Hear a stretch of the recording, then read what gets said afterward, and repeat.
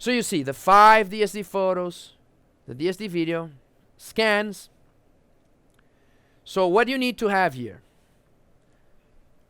You need to scan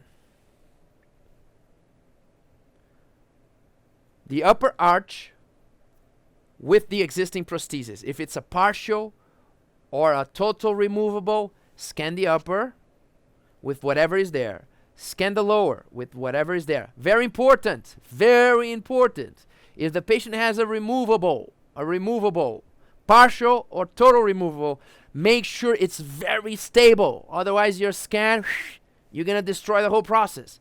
So what is the suggestion?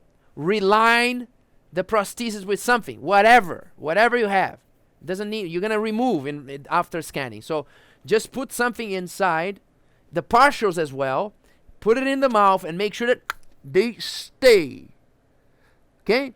So when you scan, it's very, very stable. And then when they bite, it's also very stable. Okay? So make sure you reline whatever is in the mouth and you scan the upper and the lower arch with the existing partial or total prosthesis. Then you remove. Then you're going to ask the patient to bite and you're going to scan the existing bite. If you don't like the existing bite, then you need to use the strategies I mentioned before and open the bite, use a bite registration material or an anterior jig, and scan the new open bite, hopefully in CR that you want. Okay?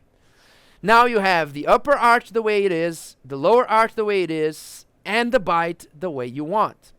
Now you remove the prosthesis and you scan whatever is left in the mouth. If it's just a few teeth, or if it's an edentulous arch, you scan. Scan the upper and scan the lower with whatever is left in the mouth. Okay? Partial dentition or fully edentulous, no problem. Then, very important, you need to do the CBCT. Oh, if you have a total edentulous, you scan the denture outside the mouth, as I said. Okay, scan the denture outside the mouth.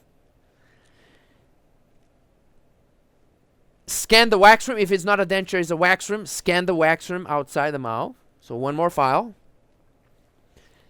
Then you're going to do the CBCT. So what you need to do is to use the double scanning technique from Nobel Biocare 20 years ago. People familiar here? If you're not familiar, in our website, there's the whole protocol there. You need to take the denture of your patient and you need to put several markers, radiopaque markers. Gutta percha works perfect. Okay, so you put a lot of dots. Palatal and buccal on the pink flange, on the pink area. And then you send your patient to the CBCT. The patient needs to do the CBCT with the denture in their mouth. And then you take the denture out of their mouth and you put the denture by itself on the CBCT. It looks very weird, but that's exactly it. Just the denture there. Sitting on the CBCT, and you do another CBCT of the denture. So the green file here that you see is the CBCT of the denture. Why this is important? Because if you have this file and this file, they can overlap. And then everything comes together. The miracle happens. Okay? I'm going to share with you some tips from some of our masters on iTero.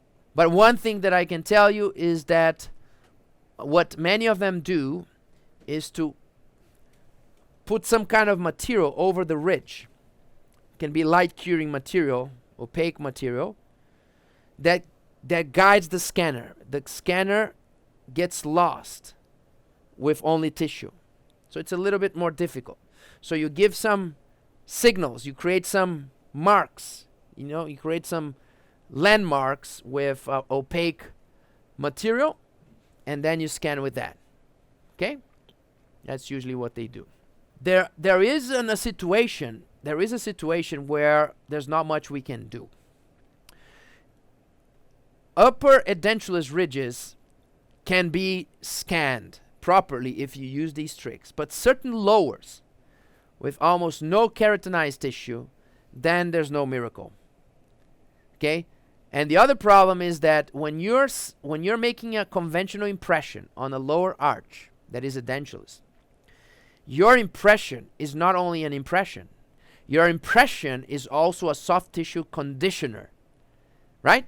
Your old school dentures, remember how hard our teachers on dentures worked on customizing the tray. Why? Because the tray was not only to register the ridge, but to condition the tissues, right? To have a better area to design the prosthesis. So on the lower, if you have very little keratinized tissue, there's no way that the scanner will scan, even in 100 years, because tissues are moving. So on these ultimate extreme cases, on the lower arch, edentulous, with almost no keratinized tissue, you still need to perform a customized tray and a conventional impression. Okay? And then you scan the impression. You don't need to do the model. You scan the impression.